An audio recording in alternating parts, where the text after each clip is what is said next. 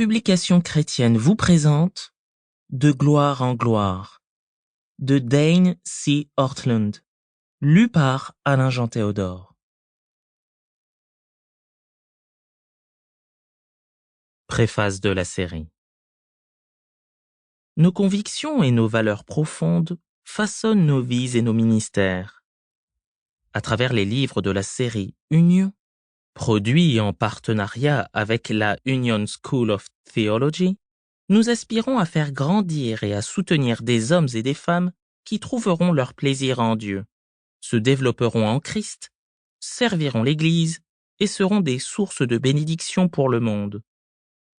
Ces valeurs découlent de la beauté et de la grâce de Dieu. Le Dieu vivant est si glorieux et si bon qu'on ne peut le connaître sans l'adorer. Ceux qui le connaissent vraiment l'aiment. Sans ce plaisir sincère en Dieu, nous ne serions que des hypocrites creux. Cette adoration envers Dieu se traduit nécessairement par le désir de ressembler de plus en plus à Christ. Elle nourrit également un amour pour l'Église, la précieuse épouse de Christ, et un désir humble de la servir, plutôt que de se servir d'elle. Enfin, aimer Dieu nous amène à partager ses desseins, notamment pour que sa gloire remplisse la terre et transmette la vie. Nous encourageons les responsables d'Église à lire chacun des ouvrages de cette série, puis à approfondir les sujets qui y sont présentés avec leur assemblée. Nous espérons que ces livres seront une bénédiction pour vous et votre Église, qu'ils développeront un plaisir plus profond en Dieu qui déborde et qui se manifeste par une intégrité joyeuse, une humilité, une fidélité à Christ, un amour pour l'Église et une passion pour faire de toutes les nations des disciples. Michael Reeves, éditeur de la série.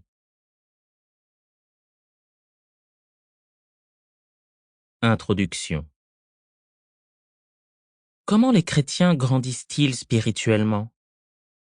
La question elle-même provoque immédiatement diverses réactions. Certains d'entre nous se sentent coupables. Ils ne progressent plus et ils le savent. Or, la culpabilité se nourrit d'elle-même. Les voilà alors paralysés, comme dans un état de stagnation spirituelle.